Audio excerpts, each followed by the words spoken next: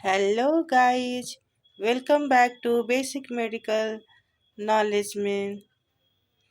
आज हम लोग नर्सिंग फाउंडेशन के क्वेश्चन आंसर जो हम लोग कर रहे थे 2018 का, तो उसमें क्वेश्चन नंबर 4 देखेंगे। तो क्वेश्चन नंबर 4 हमारा क्या कह रहा है? Right short notes on any three. तो हम लोग सिर्फ एनी थ्री को नहीं शॉर्ट नोट्स बनाएंगे, हम यहाँ पे जितने भी सबको डिस्कस करेंगे वन बाय वन। ओके, तो फर्स्ट है हमारा ए नंबर जो है qualities of a nurse. Qualities of a nurse means क्या कि नर्स के क्या गुण हैं। तो nursing is a noble profession. A good nurse should have the following qualities. Nursing जो नर्स क्या है, एक सेवा भावना वाला पेशा है। एक अच्छी नर्स में कैसे कैसे गुण होने चाहिए? तो निम्नलिखित गुण होने चाहिए। तो पहला गुण क्या होना चाहिए हमारा? पहला गुण हमारा नर्स में क्या होना चाहिए? दयालुता, कॉम्पैशन। ठीक है, shows kindness and sympathy toward patient. Nurse को जो है हमेशा जो है ना रोगी के प्रति कैसा रहना चाहिए? सहानुभूति और करुणा जो है दिखाना चाहिए। करुणा वो रखती है ना, रोगी के प्रति सहानुभूति और करुणा रखती है। उसके बाद जो है understand patients pain and suffering. वो इतनी दया दिखाती है कि है ना पेशेंट के दर्द को और उसकी भावनाओं को समझती है। समझे? उसके बाद नर्स का दूसरा गुण क्या है? पेशेंस, धैर्य। वो क्या करती है? कठिन परिस्थितियों में भी शांत रहती है। Remains calm in stressful situation, deals patiently with difficult patient and relatives। जैसा भी मतलब परिस्थिति रहता हो, ठीक है, कितना भी जो है मरीज चिड़चिड़ा रहे, गंभीर रहे, उस समय वो क्या करती है?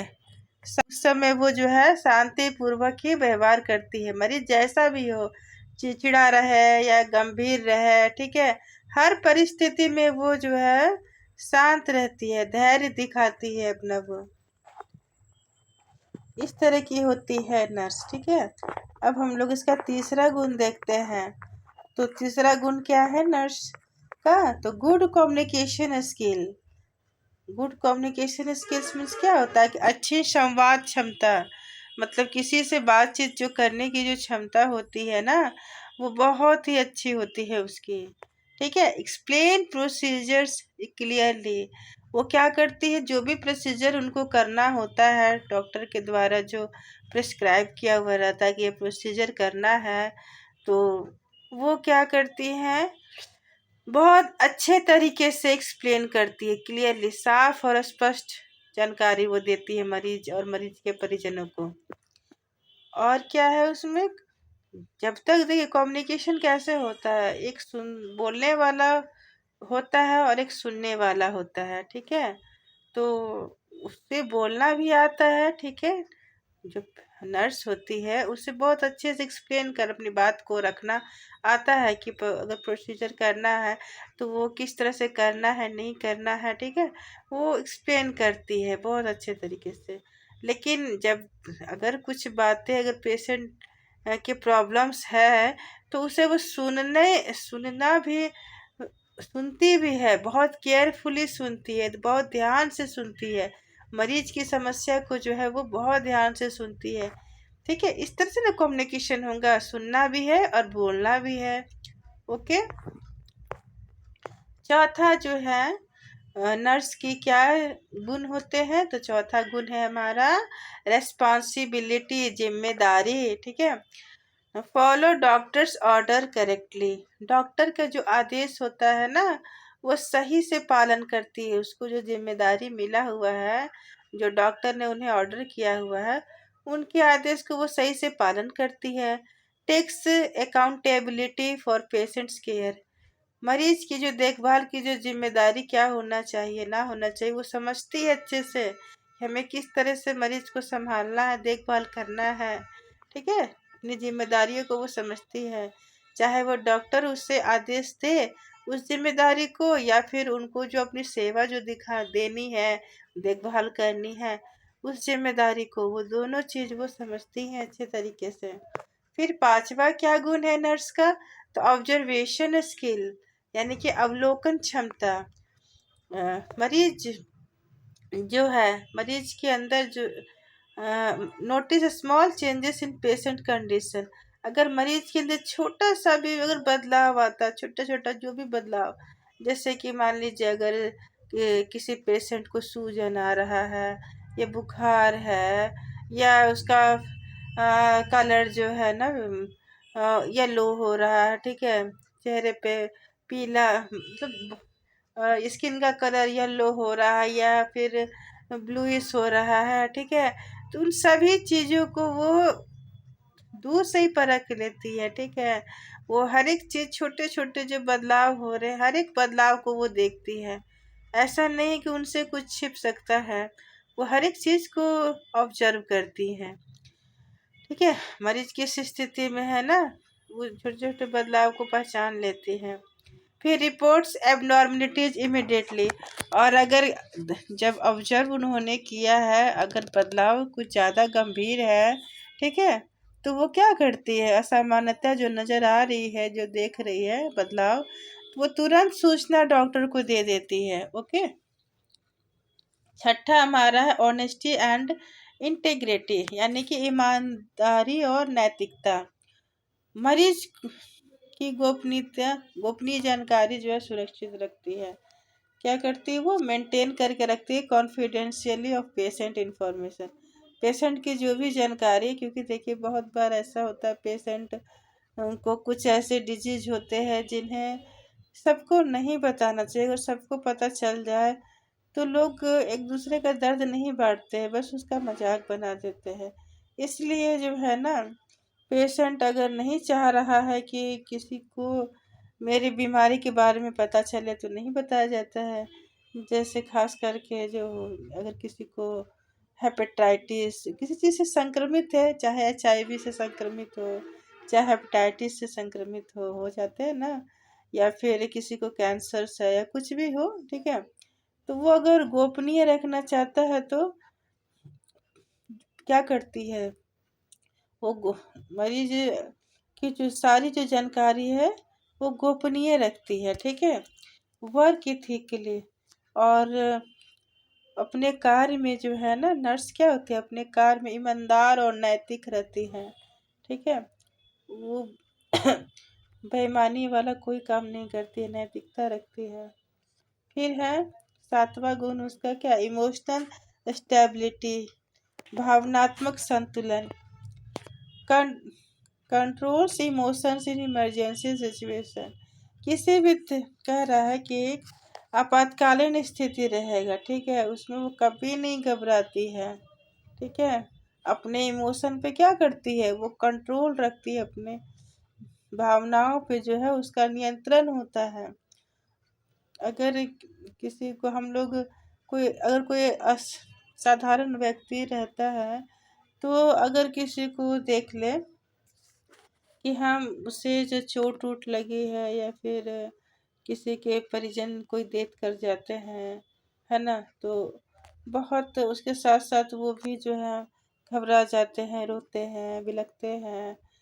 तो उन्हें उस स्थिति में नहीं घबराना है, ठीक है, वो नहीं घबराती हैं, उन्हें घबराना ही नहीं होता है। घबराएंगे तो फिर वो ट्रीट कैसे करेंगे, उस परिस्थिति का सामना कैसे करेंगे। इसलिए जो है उन्हें अपने जो है ना इमोशंस पे कंट्रोल रखना पड़ता है। Controls emotions in emergency situation. आपातकालीन स्थिति में भी जो है घबराती नहीं है नर्स, ठीक है। Handles death and critical cases professionally. देखिए लिखा हुआ है ना कि अगर जो डेथ वाली कंडीशन हो या क्रिटिकल केसेस, बहुत क्रिटिकल, मान लीजिए इमरजेंसी आ गई है, एक्सीडेंट किसी तरह का आ गया, हाथ कट गया, पैर कट गया, किसी भी तरह का हो, वो सब क्रिटिकल केसेस है ना, तो उस कंडीशन में भी जो अपना क्या है, अप, संतुलन अपने आप को बनाए रखती है, घबराती नहीं है वो। फिर आठवां जो है वो क्या है उसके अंदर का गुण, तो टीम स्पिरिट है, यानी कि टीम की भावना। वो क्या करती है, works well with doctors and other staff. वो जो है जो क्या करती है, डॉक्टर हो या अन्य स्वास्थ्य कर्मियों के साथ मिलकर कार्य करती है, टीम की भावना। क्योंकि एक अकेले जो है कोई भी मेडिकल स्टाफ जो है ना पेशेंट की केयर नहीं कर सकता है, नहीं उसे ठीक कर ट्रीट कर अच्छे से उसको देख सकता है, देखभाल कर सकता है। इसलिए डॉक्टर ने जो अगर एक साथ टीम मिलकर ना काम किया जाए डॉक्टर के साथ या अन्य जो मेडिकल स्टाफ है तो क्या होगा। सब का जो पेशेंट्स है उसकी देखभाल अच्छे से नहीं हो पाएगी। उसका जैसे बताती हूँ, अगर कोई डिजीज डायग्नोस हुआ तो कैसे डायग्नोस पता चलता है। जब उसके डॉक्टर जो टेस्ट लिखे हैं तो लैब वाला टेस्ट करता है, टेस्ट करके देता है, उसका रिजल्ट रिपोर्ट देता है कि क्या क्या है नहीं है। तो उसके अकॉर्डिंग जो है डॉक्टर फिर मेडिसिन प्रोवाइड करता है कि हाँ ये मेडिसिन इस टाइम इसको चलना चाहिए, ठीक है, ये सलाइन चलना चाहिए, जो भी हो, ठीक है, ये फ्लूइड चलना चाहिए। तो उसको फॉलो अप कौन कर रही है, नर्स कर रही है। तो अगर नर्स नहीं करे, ठीक है, फॉलो अप, तो कैसे होगा। तो हम उसका केयर नहीं हो पाएगा पेशेंट का। और नर्स जो होती है उसका इतना बड़ा रिस्पॉन्सिबिलिटी होता है ना कि वो लैब वाले जैसे लैब वाला है तो उससे रिपोर्ट लेना, उसको देना, ठीक है, कि ब्लड सैंपल वगैरह उसको देना या फिर जो भी हो उसका कॉन्ट्रैक्ट, मतलब उसको उससे लिंक बना के रखना होता है, ठीक है, ताकि जो है ना जुड़े रहना पड़ता है ताकि फटाफट उसका काम आसान हो सके, डॉक्टर का काम वो आसान कर सके और पेशेंट जो है जल्दी वो स्वस्थ हो सके, ठीक है ना, समझ रहे हैं आप लोग। फिर है हमारा cleanliness and hygiene. Cleanliness and hygiene क्या हुआ, स्वच्छता हुआ, ठीक है। तो maintain personal and patient hygiene. जो नर्स होती है उसका नवा गुण क्या है, क्लीनिशियन हाइजीन। वो क्या करती है, स्वयं भी और मरीज दोनों की साफ सफाई का ध्यान रखती है, ठीक है, ध्यान उसको रखना होता है। फिर है 10वां क्वालिटी उसके अंदर का क्या है, नर्स के अंदर का 10वां क्वालिटी क्या है हमारा, रेस्पेक्टफुल बिहेवियर, यानी कि सम्मान पूर्ण व्यवहार।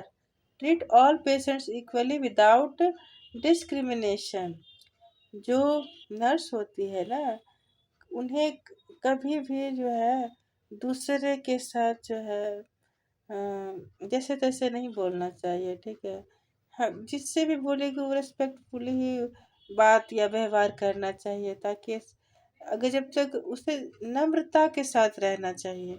जितना वो नम्र रहेगी तो सामने वाला जो है व्यक्ति उतना उसकी बातों को अच्छे तरीके से सुनेगा, ठीक है, और उसकी बात मानेगा।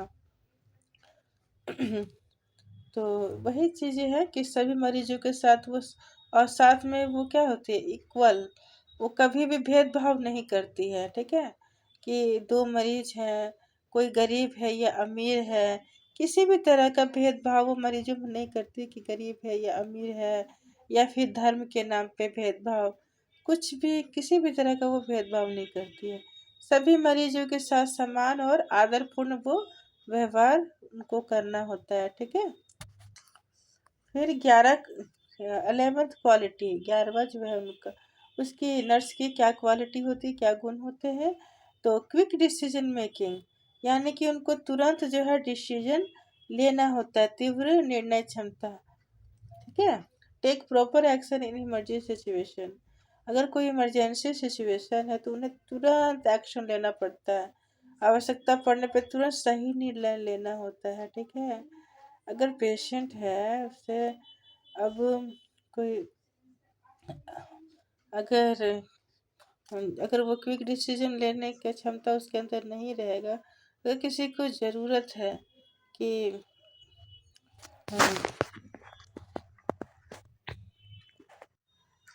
अगर उसे किसी तरह की अगर इमरजेंसी हो रही है, ठीक है, तो जिसमें कि उसे पता है कि कौन सा ड्रग देने से ये कंडीशन जो है नॉर्मल हो सकती है, तो उसे तुरंत वो निर्णय लेना होगा, देर नहीं करना है, ठीक है।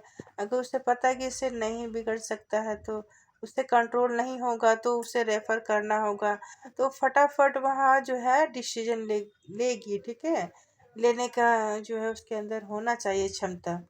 फिर 12वां नंबर है यानी 12th जो है हमारा, क्या उसका क्वालिटी है? फिजिकल फिटनेस, यानी कि जो है शारीरिक जो है फिटनेस होना चाहिए, ठीक है। Must be physically strong and handle workload. देखिए, जब तक एक नर्स जो है खुद जो है स्वस्थ नहीं रहेगी, फिजिकली स्ट्रांग नहीं रहेगी, तब तक वो कि वर्कलोड कैसे लेगी? इतना सारा वर्कलोड रहता है, 8 घंटे 10 घंटे, या तो वो काम कैसे कर पाएगी? ज़्यादातर तो उन्हें खड़े ही समय बिताना होता है, तो कैसे वो अकेले काम कर सकेगी? ओके। हाँ, अब है हमारा दूसरा शॉर्ट नोट्स था। क्या था कि रूल्स ऑफ बैंडेजिंग। क्या था दूसरा? रूल्स ऑफ बैंडेजिंग, यानी कि पट्टी बांधने का जो नियम है उसके बारे में हमें लिखना था, क्या क्या नियम है। तो पहला नियम यही है कि wash hands before and after bandaging, पट्टी बांधने से पहले और बाद में हाथ धोएं, ठीक है। Explain the procedure to the patient, रोगी को जो है प्रक्रिया समझाना है, ठीक है। Place the patient in a comfortable position, रोगी को आरामदायक स्थिति में रखें। तीसरा है clean and dress the wound before applying the bandage, घाव को साफ करके ड्रेसिंग करने के बाद ही पट्टी बांधना है, ठीक है। बिना साफ किए जो है पट्टी नहीं बांध सकते हैं जब तक साफ नहीं करेंगे। Keep the injured part in A proper alignment and functional position, यानी कि चोटिल भाग को keep the injured part in proper alignment and functional position, यानी चोटिल भाग को सीधा और सही काम करने वाली स्थिति में रखेंगे, ठीक है। Start bandaging from digital to proximal. यहाँ डिजिटल टू प्रोक्सिमल समझे आप? इसका मतलब होता है कि नीचे से ऊपर, नीचे से ऊपर कहने का क्या अर्थ हुआ? देखिए, हमारे जो हाथ है, फिंगर्स है, तो उनको कहा जा रहा है यहाँ डिजिटल, ठीक है। तो डिजिटल, जब किसी को हाथों में चोट लगी हुई है, ठीक है, बैंडेजिंग करना है उसमें, तो क्या होगा? पहले फिंगर्स के तरफ को उसमें पट्टी बांधा जाएगा, उसे बांधते हुए ऊपर की ओर, हैंड की ओर यानी इल्बो की ओर तक लिए जाएंगे, समझ रहे हैं? नीचे से ऊपर की ओर, यानी डिजिटल टू प्रोक्सिमल की ओर बांधेंगे, ठीक है। फिर क्या है? Wrap from inner side to outer side of the limb, और पट्टी कैसे बांधने का नियम है? तो अंदर से बाहर की ओर, पहले अंदर की ओर घुसाएंगे, फिर बाहर की ओर ले जाएंगे, फिर अंदर की ओर घुसाएंगे, फिर बाहर, ठीक है। ऐसा होना चाहिए, अंदर से बाहर की ओर लपेटते हुए करना है, ठीक है। अंदर की ओर समझे होंगे कि जैसे कि देखिए, जो हमारा हाथ है या पैर है, जो भी हो, जो सट रहा है बॉडी से कांटेक्ट में, ठीक है। जैसे हाथ हमारा साइड में दोनों है ना, इमेजिन कीजिए हमारा दोनों हाथ जो है हमारा बॉडी से है ना टच है, तो जो हमारे बॉडी को टच कर रहा है, जो भाग जो है हमारा बॉडी को टच कर रहा है, वो क्या कहलाया? इनर साइड कहलाया। और जो भाग जो टच नहीं कर रहा है वो क्या कहलाया? आउटर साइड कहलाया। तो हाँ, वही मैं कहना चाह रही हूँ कि है ना, अंदर से बाहर की ओर लपेटना, पहले अंदर वाले भाग को लपेटे फिर बाहर वाले भाग, ऐसे करके राउंड बाय राउंड उसको जो लपेटते जाना है, ठीक है। Apply firm but even pressure, not too tight और टू लूज, और जो बांध रहे, पट्टी जो बांध रहे हैं हम लोग, उसको ना तो ज़्यादा जो है उसको दबाव तो देना है, ठीक है, बांधना तो है, कैसा बांधना है? एक समान होना चाहिए और मध्यम दबाव होना चाहिए, समान, ठीक है। और मध्यम दबाव होना चाहिए, बहुत ज़्यादा कस के या बहुत ज़्यादा ढीला भी उसको नहीं छोड़ देना है। बहुत ज़्यादा कस दिया जाए तो ब्लड सर्कुलेशन रुक सकता है, बहुत ढीला छोड़ दिया जाएगा तो क्या होगा? वो पट्टी सड़क के नीचे गिर सकती है ना। फिर नौवा जो है हमारा क्या है? तो each turn should overlap the previous turn by 2/3। देखिए, पट्टी बांधने का 9वां क्या रूल हमने देखा कि जो भी हमने जो पट्टी जो बांध रहे हैं एक के बाद दूसरा हमने घुमाया, ठीक है, चक्कर जो लगा रहे हैं, तो एक चक्कर लगाएं, ठीक है। एक चक्कर लगाने के बाद जब दूसरा जो चक्कर लगाया जाता है ना, वो पहला वाला जो हमारा जो था चक्कर जो राउंड जो लगाए पट्टी का, उसको कम से कम वो 2/3 2/3 जो है हिस्सा को वो ढक ले, ऐसा पट्टी बांधे, समझे। ऐसे करते करते करते ढकते हुए ढक 2/3 भाग को ढकते हुए और घुमाते घुमाते घुमाते घुमाते हम ऊपर की ओर आ जाएंगे। ओके। फिर 10वां जो है हमारा क्या है रूल कि avoid wrinkle in the bandage. ध्यान रखना है कि जो हम पट्टी जो दे रहे हैं, ठीक है, पट्टी बांध रहे हैं, तो उसमें सिलवट नहीं होना चाहिए। देखिए सिलवटें होंगे ना तो उससे क्या होता है, अगर रिंकल्स उसमें रह जाएंगे तो पेशेंट को उससे दर्द होगा, ठीक है, इरिटेशन होगा। 11वां क्या है, do not place knots over the wound और बोनी प्रोमिनेंसेस। जब हमने पट्टी बांध रहे लास्ट जब जहाँ पहुँचेंगे, जब उसका एंड होगा तो उसे हमें नॉट यानी गांठ तो बनाना बांधना पड़ेगा ना, उसको गांठ बांधना पड़ेगा। तो गांठ को जो है ध्यान रखना कि कहाँ घाव जहाँ पर है, ठीक है, वहां पर नहीं बांधेंगे, या फिर जहाँ हड्डी का उभार है वहां भी नहीं बांधेंगे, ठीक है। वहां पे नॉट नहीं लगाना है, वहां पे गांठ नहीं बांधना है। फिर 12वां क्या है, secure the bandage with tape clip और सेफ्टी पिन। उसको तो ठीक है गांठ बांधा, ठीक है। उसके बाद जो है क्या करना है कि उसको सिक्योर करने के लिए, ठीक है, सुरक्षित करने के लिए क्या करना है कि उसका बैंडेज क्लिप आता है, तो बैंडेज क्लिप को लगा देंगे, या फिर टेप माइक्रोपोर लगा सकते हैं या पिन लगा सकते हैं, ठीक है, ताकि वो सुरक्षित रहे। फिर है हमारा देखेंगे कि चेक सर्कुलेशन आफ्टर बैंडेजिंग। पट्टी बांधने के बाद जो रक्त संचार के जांच देख लेंगे। मतलब कैसे देखेंगे कि रक्त संचार हो रहा है कि नहीं हो रहा है, तो देखेंगे कलर को, वहाँ के स्किन का कलर को। अगर स्किन का कलर ब्लूइश हो रहा है, इसका मतलब कि वहाँ का जो है ना ब्लड सर्कुलेशन रुक रहा है, ठीक है। वहाँ पे जो है ब्लूइश या फिर अदर स्किन से उसका कलर चेंज हो रहा है, ठीक है। हमारा ऊपर का स्किन उस स्किन से जहाँ पे हमने नॉट लगाया है वहाँ का स्किन जो है आसपास का जो चेंज होने लगेगा, उससे ऊपर ऊपर अगल बगल के जो स्किन है, तो समझेंगे कि हमारा जो है ब्लड सर्कुलेशन नहीं हो रहा। जैसे ब्लू इसका मतलब होता है कि है ना ऑक्सीजन नहीं पहुंच रहा है, तो ऑक्सीजन कौन लेता है, ब्लड ही ले जाता है ना। तो ब्लड नहीं पहुंच रहा होगा तो हो सकता है, या फिर येलोविश भी हो सकता है, ठीक है। तो इस तरह से है, स्वेलिंग भी हो सकता है, कस के बांधा हुआ रहेगा, ठीक है, बहुत ज़्यादा कष्ट करके बांध दिया जाए तो क्या हो जाए, सूजन वहाँ होने लगेगा। फिर से झुनझुनी हो सकता है, वहाँ सुन्न हो सकता है, ठीक है, ये सब चीज़ें हो सकती हैं। ओके। फिर जो है अब हम लोग आएंगे शॉर्ट नोट्स जो है एक्टिव एंड पैसिव एक्सरसाइज पर। तो एक्टिव और पैसिव एक्सरसाइज क्या है नहीं है उस पर हम लोग देखते हैं। सबसे पहले एक्टिव एक्सरसाइज के बारे में देख लेते हैं। तो एक्टिव एक्सरसाइज क्या होता है, एक्टिव एक्सरसाइज को हिंदी में सक्रिय व्यायाम कहते हैं, ठीक है। Active exercise means the person moves their own body part using their own muscle power. Active exercise का मतलब क्या होता है कि जो पर्सन है खुद से अपने बॉडी पार्ट को जो है अपने जो मसल पावर के द्वारा जो है मूव कर सकता है, ठीक है।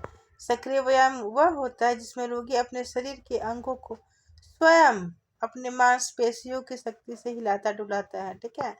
जैसे एग्जाम्पल क्या हो सकता है इसमें, एग्जाम्पल हो सकता है इसमें कि जो खुद से जो अपना हाथ पैर उठा रहा है ना, हाथ उठा ले रहा है, पैर उठा ले रहा है, ठीक है, चलता है, ठीक है, वॉकिंग कर रहा है, या फिर उठक बैठक लगाता है यानी कि स्क्वाट्स कर रहा है, ठीक है, या फिर कोहनी को अपना फ्लेक्सिंग एक्सटेंडिंग कर रहा है एल्बो को, कोहनी को मोड़ता है, फिर सीधा करता है ना।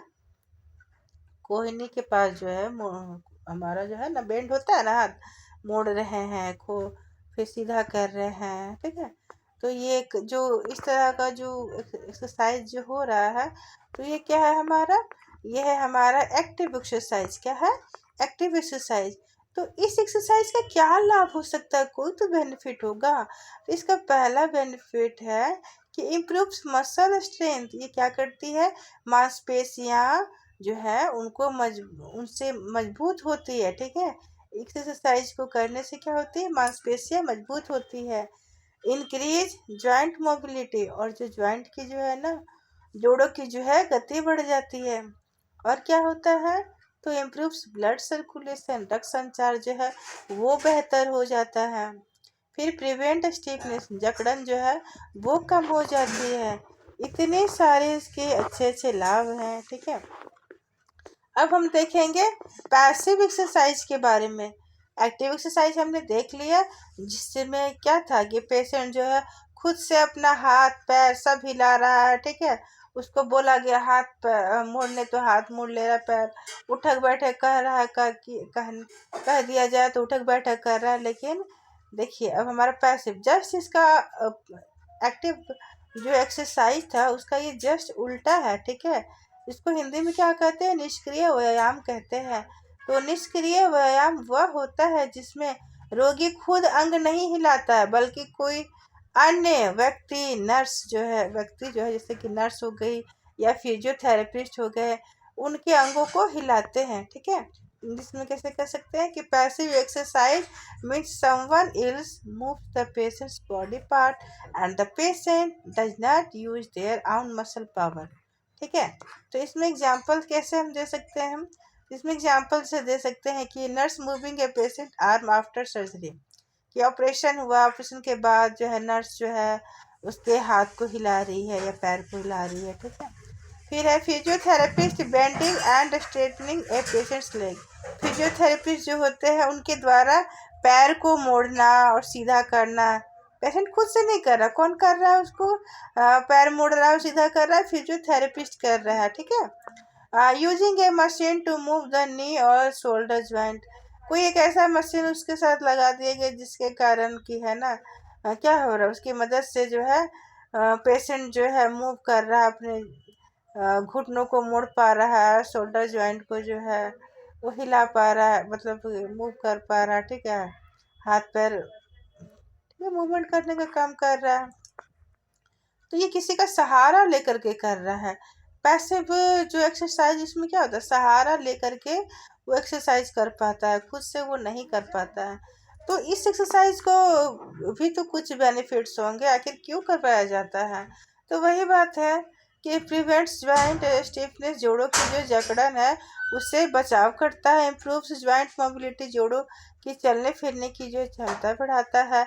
मेंटेन सर्कुलेशन, यानी कि रक्त संचार जो है वो बनाए रखता है। प्रिवेंट बेड शोर, अब पेशेंट जो है हाथ पैर नहीं हिला रहा है तो पड़े पड़े क्या होगा?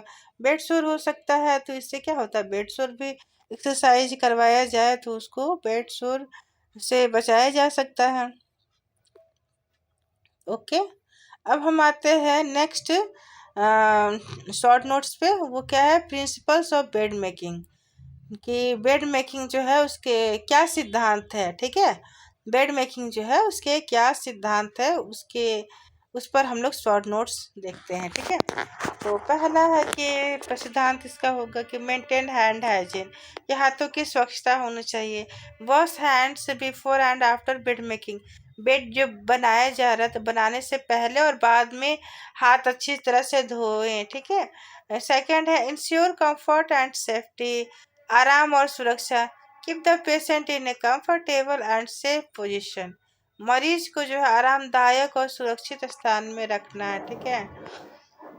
यूज प्रॉपर बॉडी मैकेनिक्स, सही शारीरिक मुद्रा होना चाहिए, ठीक है। पेशेंट नहीं, यहाँ जो नर्स जो होती है ना उसका जो है सही शारीरिक मुद्रा होना चाहिए। Keep your back straight and bend your knees while working, जो नर्स जो है बेड मेकिंग कर रही है तो उसको अपना कमर सीधा रखना है और घुटना को मोड़ कर कार्य करना है ताकि उसके कमर में दर्द ना हो, ठीक है।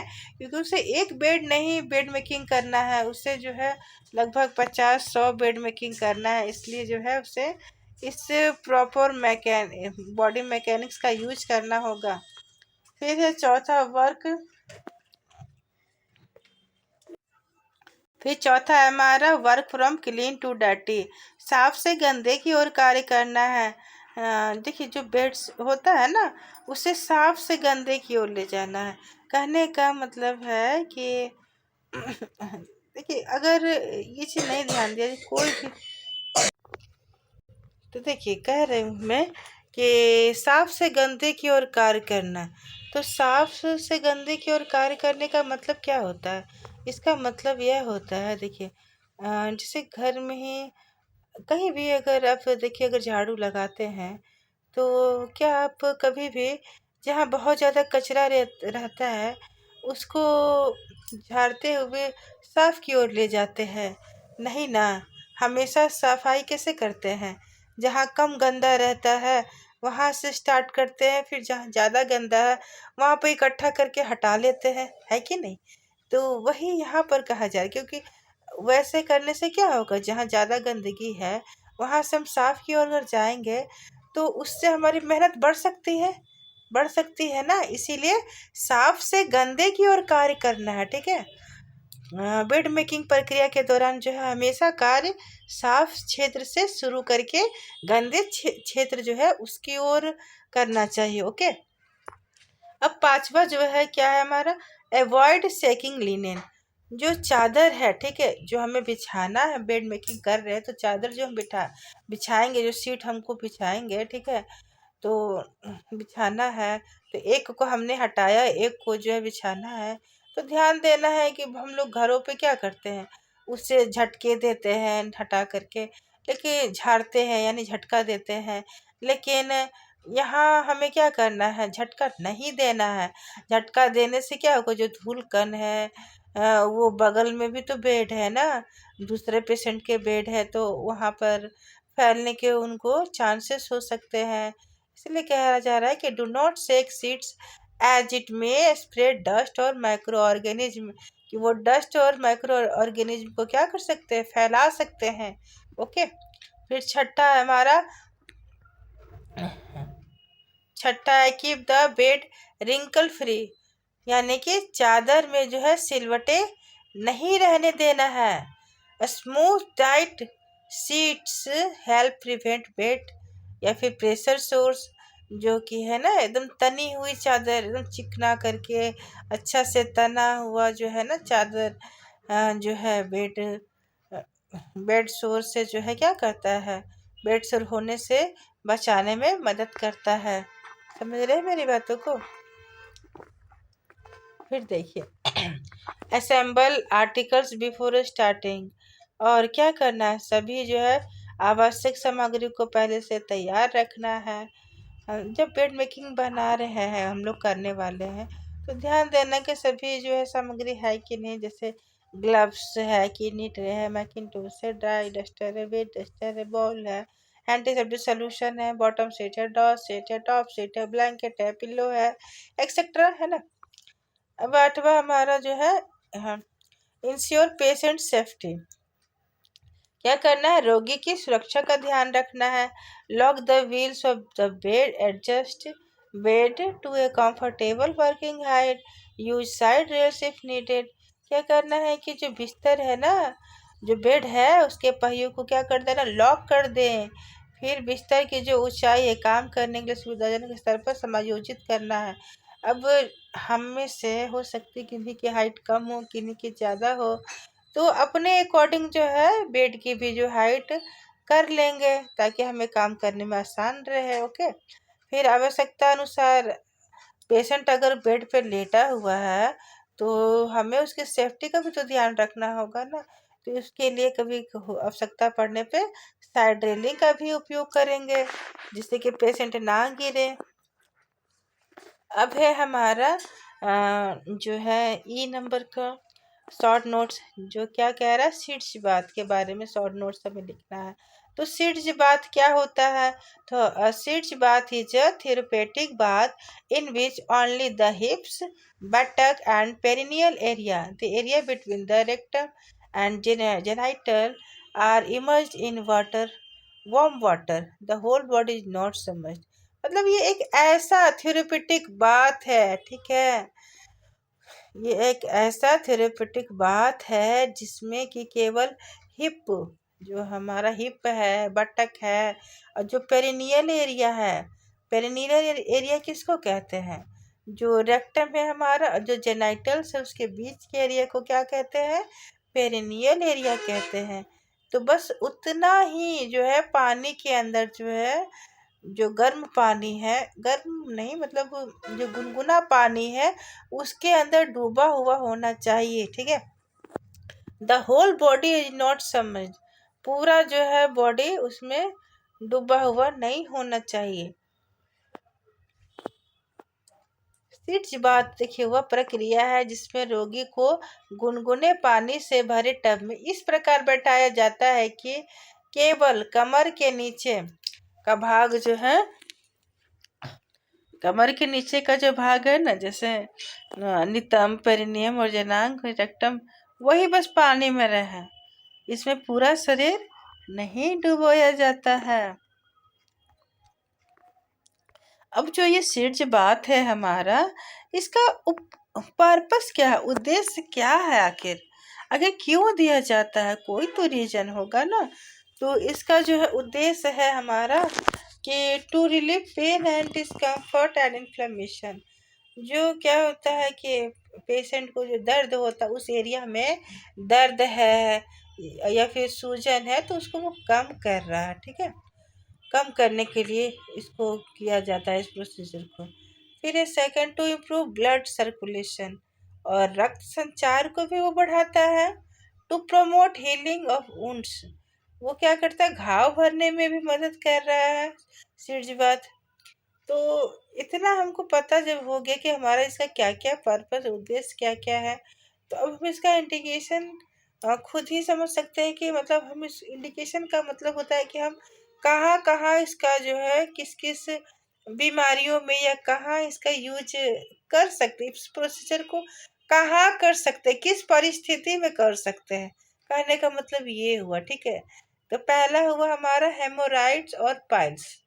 अगर किसी को बवासीर है, कान हिंदी में कहते हैं ना बवासीर, पाइल्स या हेमोराइड को, तो जिसको बवासीर रहेगा तो इसको उसको ये जो है प्रोवाइड किया जाता है, ठीक है। फिर एनाल फिशर, गुदा फिशर जिसको कहते हैं, उनको भी सिजबात लेने से जो है आराम मिलता है। फिर आफ्टर चाइल्ड बर्थ एब्सिटोमी स्टिचेस, यानी कि देखिए जब चाइल्ड बर्थ होता है तो बहुत बार एब्सिटोमी भी किया जाता है। एब्सिटोमी मतलब कि सर्विक्स के जो है रास्ता को बढ़ाने के लिए, सॉरी वेजाइनल जो रास्ता है हमारा, उसको बढ़ाने के लिए जो है क्या किया जाता है, कट लगाया जाता है, तो उस कट को ही क्या कहते हैं, एब्सिटोमी कहते हैं। तो उसके बाद जब कट लगाया गया तो स्टिचेस भी तो पड़ेंगे, तो उस स्टिचेस जो लगते हैं, तो उसके बाद जो है ना, अगर हम सीड्स बात लेते हैं तो बहुत आराम मिलता है, ठीक है। आफ्टर, लेकिन ये ध्यान रखना है कि जो स्टिच जो लगाया गया है तो वो किस, उसमें सूचर कौन सा यूज हुआ है, ठीक है। अगर उसमें कैटगट यूज हुआ है तो हम स्टिच बात नहीं लेंगे, ठीक है, तुरंत जो है स्टिच बात नहीं लेंगे। लेकिन उसके अलावा दूसरे तरह के अगर सूचर्स का यूजेस हुआ है जो कि एब्जॉर्बेबल नहीं है, ठीक है, तो उन्हें जो है वैसे वाले में सिज बात लेना फ़ायदेमंद होता है। फिर आफ्टर रेक्टल और पेरिनियल सर्जरी, अगर रेक्टल या पेरिनियल की किसी तरह की सर्जरी हुई है तो भी जो है सिज बात के लिए इंडिकेशन होता है, ठीक है। अब जो सिज बात है तो जो कर रहे हैं तो उसके लिए कुछ तो आर्टिकल्स चाहिए ना कि ऐसे ही हो जाएगा? क्या क्या सामान चाहिए, आवश्यक सामग्री क्या क्या है? तो पहला जो है सामग्री, सिज बात टब होना चाहिए। बार बार कहा जा रहा है सिज बात सिज बात, तो सिज बात के लिए क्या होना चाहिए? एक टब होना चाहिए, बेसिन कह सकते हैं, दोनों में से कुछ भी होना चाहिए। फिर वाटर होना चाहिए, सॉरी मैंने यहाँ लिख दिया वार्म वाटर होगा, ठीक है। ड- तो वार्म वाटर होना चाहिए था, जिसका कि टेम्परेचर कितना होना चाहिए था? तो 37 से 40 डिग्री।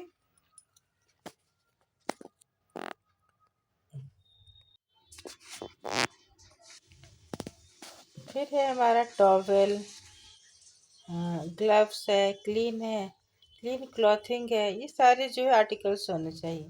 प्रोसीजर, तो ये जो इतने सारे आर्टिकल्स हमने देखे हैं, तब प्रोसीजर को हम लोग स्टार्ट करते हैं कि किस तरीके से इस प्रक्रिया को करेंगे, ठीक है। इसके बाद जो है हमारा एक प्रोसीजर है, तो इस प्रोसीजर को करेंगे कैसे? तो wash hands and wear gloves, हाथ धोकर क्या करना है? दस्ताने पहनना है। Fill the tub with warm water, tub जो है उसमें गुनगुना पानी भर देना है। Assist the patient to sit comfortably in the tub, रोगी को टब पर आराम से बैठाना है। Allow the patient to sit for 15 to 20 minutes, 15 से 20 मिनट तक जो है कहना है कि उसमें बैठे रहिए, ठीक है। जब उसे बैठने के लिए कहा गया है, बोलेंगे कि बैठे रहिए। और देखिए, बैठने से पहले एक चीज़ और ध्यान देना था कि ensure the perineal area is fully emerged, पहले से मतलब ध्यान देना है कि पूरा जो है पेरिनियल जो है ना, वो उसका जो क्षेत्र है वो डूबा हुआ है कि नहीं, नहीं कि बस थोड़ा सा डूबा हुआ, अच्छे से डूबा हुआ रहना चाहिए, ठीक है। Help the patient dry the area gently, जब वो 15 से 20 मिनट तक रोगी जो उसमें बैठा रहेगा, तो उसके बाद उसको जब निकालेंगे, उससे बाहर करेंगे, तो वो गीला गीला रहेगा। तो रोगी को हमें क्या करना है? सुखाने की कोशिश, सुखाने में उसको मदद करना है, ठीक है। साफ और सूखा करेंगे, ठीक है, ड्राई करेंगे। फिर क्या करना है? जब वो प्रक्रिया अब तो खत्म हो चुका है, तो क्या करना है?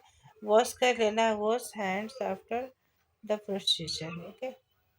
अब है प्रिकॉशन, इसमें प्रिकॉशन जो है क्या क्या लेना है? तो water should not be too hot, पानी जो है बहुत ज़्यादा गर्म नहीं होना चाहिए। हम लोग इस बात में क्या कर रहे हैं? गुनगुने पानी ले रहे हैं, तो इसलिए ये ध्यान देना चाहिए कि पानी ज़्यादा गर्म नहीं होना चाहिए। अगर पानी ज़्यादा गर्म हुआ तो क्या करेगा? वो वहाँ की जो स्किन होगी वो जल जाएंगी, है ना। उसके बाद है do not leave the patient unattended, यानी कि मरीज को जो है जब तक प्रक्रिया खत्म नहीं हो जाती है, तब तक उसे अकेला नहीं छोड़ेंगे, ठीक है, क्योंकि कुछ भी हो सकता है, ठीक है। चक्कर आ सकता है, वो गिर सकता है पेशेंट, तो गिरेगा तो हो सकता है गर्म पानी की वजह से जल सकता है। तो ये सब ध्यान देना है कि उसे अकेला नहीं छोड़ना है। यूज क्लीन वाटर इस टाइम, और हमेशा क्या करना है कि स्वच्छ पानी का ही उपयोग करना है। फिर क्या है? Stop if the patient feels dizziness और डिस्कम्फर्ट, अगर रोगी को चक्कर आ रहा है, तो उसे क्या करना है कि तुरंत जो है बाहर निकाल देना है, ओके। इस तरह से हमारा जितना भी था शॉर्ट नोट्स, वो आज यहाँ ख़त्म हो गया है। आज के लिए इतना ही। Thank you so much.